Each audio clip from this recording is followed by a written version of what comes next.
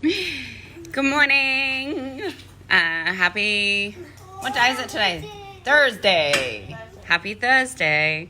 I am coming to you with a beautiful little message that I wanted to share because I have probably lacked in this area, and I've probably had a bit of resistance actually as to using conscious parenting, not without intention, like not intentionally have I had resistance, but it wasn't until last night that I really thought, fuck man, I have so many tools in my belt, like so many tools that I could be using in day-to-day life to teach my children to be authentic, think for themselves, think outside the box, to not let fear run their lives, you know.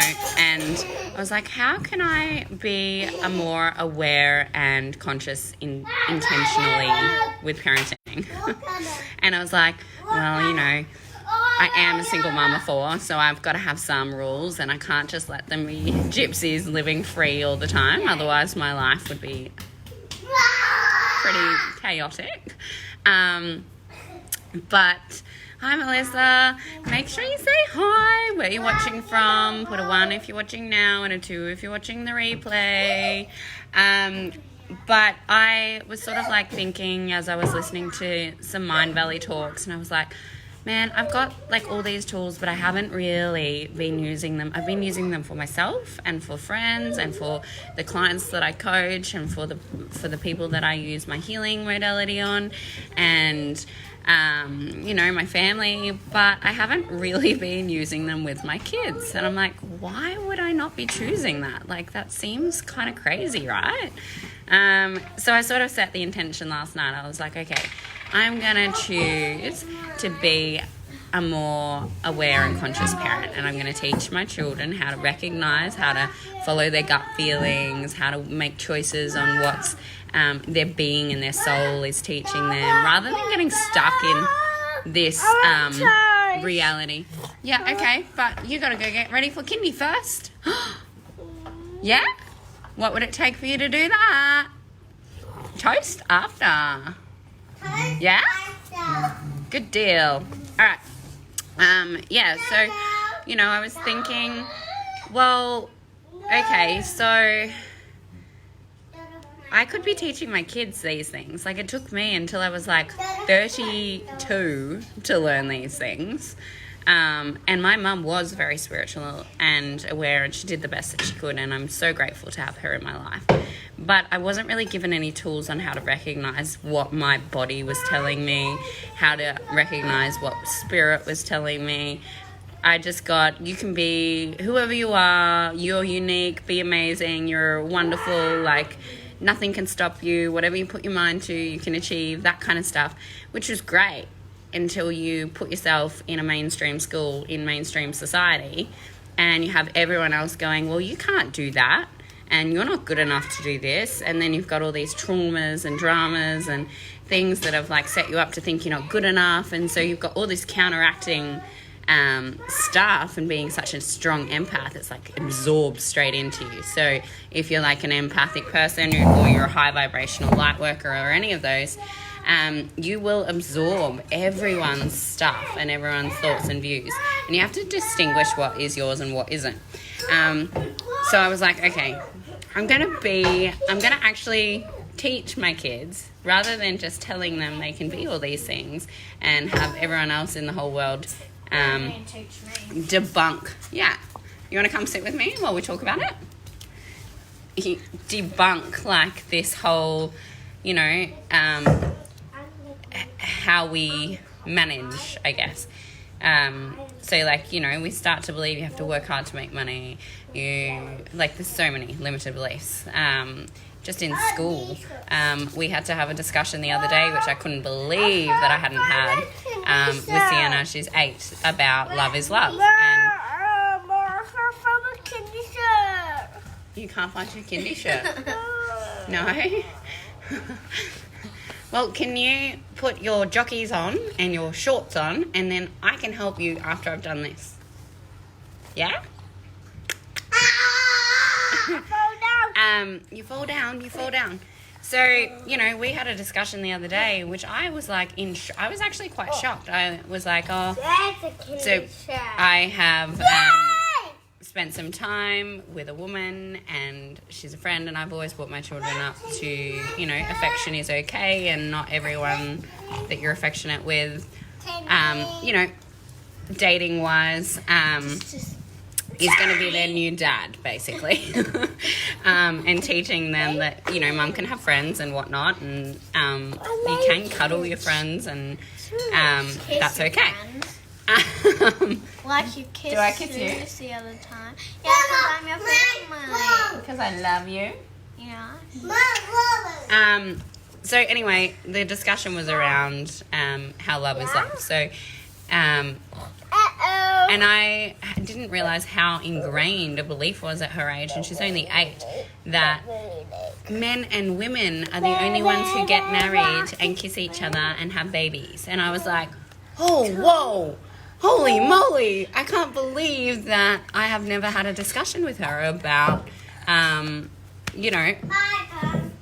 different dynamics of relationships and what people do. And she was just like completely like shocked, I guess, and like grossed out, which isn't even her belief, because I've never said anything about the LGBT community, because I identify with it.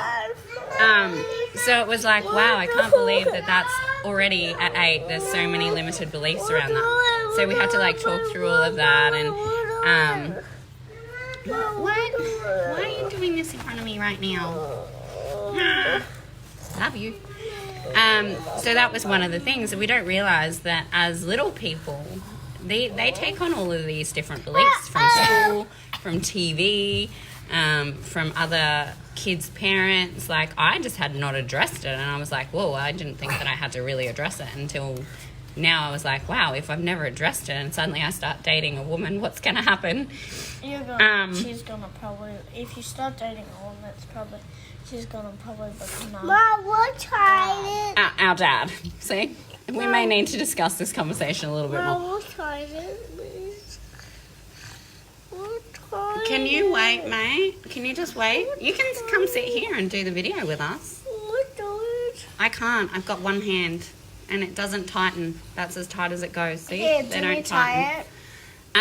So yeah, I was like, all right, I'm going to teach my kids how to think for themselves and what feels light and what feels heavy, and beliefs, and start that now. And I was like, I've done this with myself, and like breaking down the layers, and my friends, and how can I do this for them? So I just sort of put it out to the universe. I want to be more consciously parenting.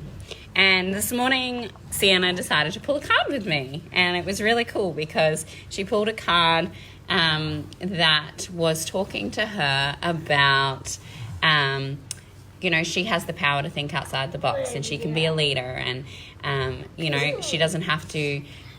Yeah, you can say something. I'm scared of making new friends. So Sienna has started at a new school. She's now going to Fitzgerald, and she has talked to me when this card came up and said she's only got one friend. And I was like, oh, okay. So she's like, yeah, but I'm working on a new friend. And I'm like, well, can't you just go up and ask people to play with you? And she's like, what if they say no? And like, what if they don't want to be my friend? And I was like, your kindy shirt? I can't do it. Frustration, right? You can't do it. You can't do it. Pull it down like that. What's that? So, she's got all this fear come up. And pardon? I'll find it for you. Just put a different shirt on for now. Yeah? Go find a different shirt. So, she, all this fear came up that she was scared of making new friends. You can, but wait a second. I hope you're enjoying my lives. Because they are very stop-starty with a lot of whinging in the background. Yeah. Can you sit here? Yeah, go look in that washing. Don't kick my coffee. That is life. Coffee is my life. So Alira, go over there, please, and go have a look for your Kindisha. Cade kicked you. Can I kiss it better? Mwah. Love you. Okay, go over there for 5 minutes, please. Okay, so she's woken up and she's like told me she hasn't got her friend and she's working on this new friend and she's scared. And I was like, okay, so how do you know that those girls or boys are not scared to ask you to be your friend? Because I can tell you right now, as an adult, we all want more friends, right? Like, all of us want more friends. And the fear of rejection and them turning around and saying, no, I don't want to be your friend, or no, you can't play with us, takes over so strongly, that we're so scared of what might happen that we don't even see the possibilities of what could happen and how expansive that could be.